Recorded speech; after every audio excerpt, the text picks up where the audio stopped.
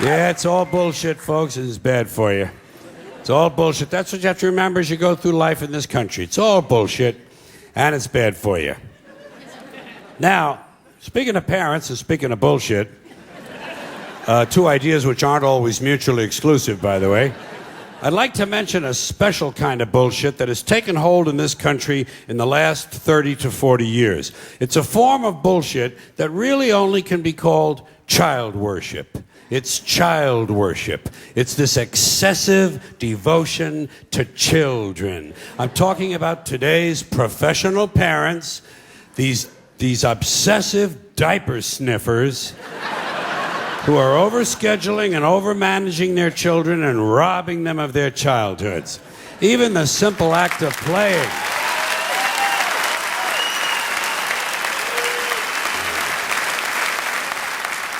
Even the simple act of playing has been taken away from children and put on mommy's schedule in the form of play dates. Something that should be spontaneous and free is now being rigidly planned. When does a kid ever get to sit in the yard with a stick anymore? You know, just sit there with a fucking stick. Do today's kids even know what a stick is? You know? You sit in the yard with a fucking stick and you dig a fucking hole. You know? Yeah. And you look at the hole and you look at the stick and you have a little fun. But kids don't have sticks anymore. I don't think there are any sticks left. I think they've all been recalled because of lead paint. Who would have thought that one day the manufacturing of sticks would be outsourced to China? But you know something? A kid shouldn't be wasting his time with a stick anyway. If he's 4 years old, he should be home studying for his kindergarten entrance exams. Do you know about that shit? Oh, they have them now. Yeah. There are places that have kindergarten entrance exams. The poor little fuck. The poor little fuck, he can barely locate his dick. You know, and already he's being pressured to succeed. Pressured to succeed for the sake of the parents. Isn't this really just a sophisticated form of child abuse? And speaking of that, speaking of child abuse,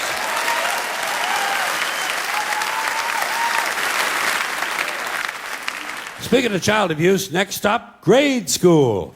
Grade school, where he won't be allowed to play tag because it encourages victimization. And he won't be allowed to play dodgeball because it's exclusionary. And it promotes aggression. Standing around is still okay. Standing around is still permitted, but it won't be for long because sooner or later some kid is going to be standing around and his foot will fall asleep and his parents will sue the school and it'll be goodbye fucking standing around. Yeah.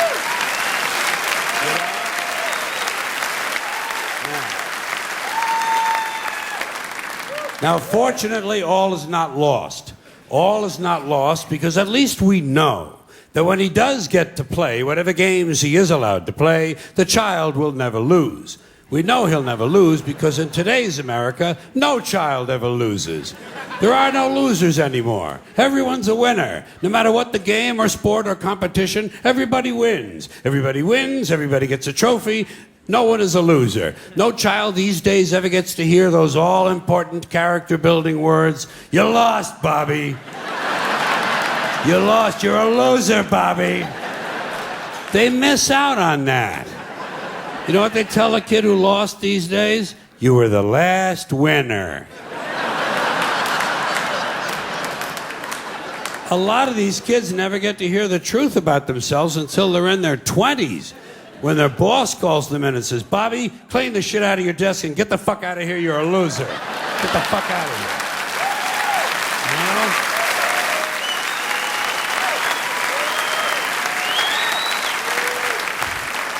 Of course, Bobby's parents can't understand why he can't hold a job. In school, he was always on the honor roll.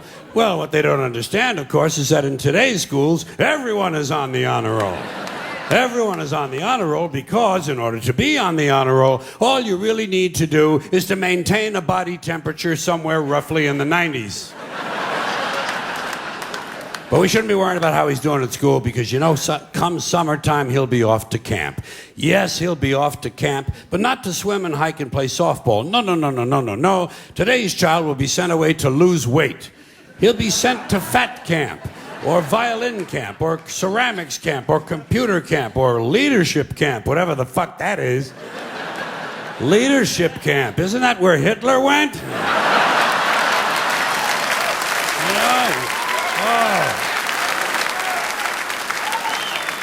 Specialized, structured summer camps.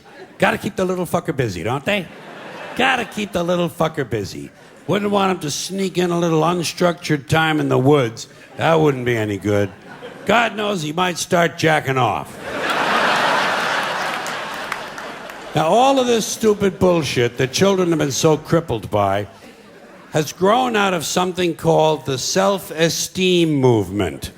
The self-esteem movement began in 1970, and I'm happy to say it has been a complete failure. Because studies have repeatedly shown that having high self-esteem does not improve grades, does not improve career achievement, it does not even lower the use of alcohol, and most certainly does not reduce the incidence of violence of any sort. Because as it turns out, extremely aggressive, violent people think very highly of themselves. Imagine that. Sociopaths have high self-esteem. Who would have thunk, huh? I love when this kind of thing happens. I love when these politically correct ideas crash and burn and wind up in the shithouse. Here's another one that bit the dust. This practice of playing Mozart during pregnancy so the fetus can hear it. It was supposed to increase intelligence. Didn't work. All it did was sell a lot of CDs and piss off a whole lot of fetuses. The self-esteem movement revolved around a single notion, the single idea that every child is special. Boy, they said it over and over and over, as if to convince themselves. Every child is special. And I kept saying, fuck you. Every child is clearly not special.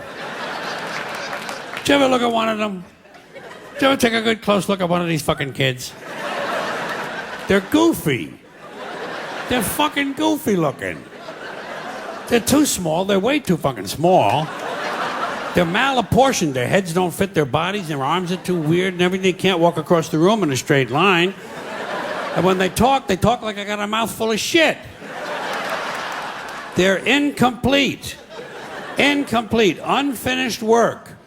I never give credit for incomplete work. Now, P.T. Barnum might think they're special, but not me. I have standards. But let's say it's true. Let's grant this. I'm in a generous mood. Let's grant this proposition. Let's say it's true as somehow every child is special. What about every adult? Isn't every adult special too? And if not, then at what age do you go from being special to being not so special? And if every adult is special, then that means we're all special, and the whole ideal is all its fucking meaning. Here's another platitude they jam down your throat. Children are our future. Children are not our future. And I can prove it with my usual flawless logic.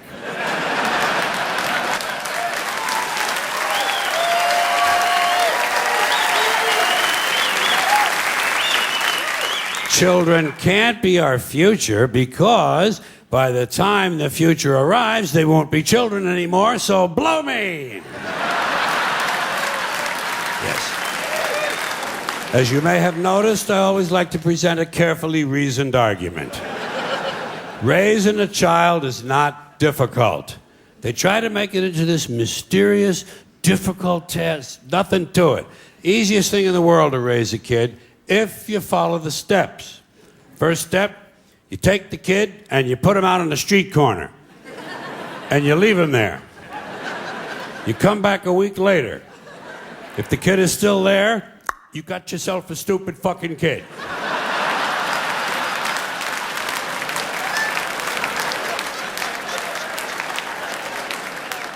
Then you just proceed from that point. It's all bullshit, folks. It's all bullshit, and it's bad for you.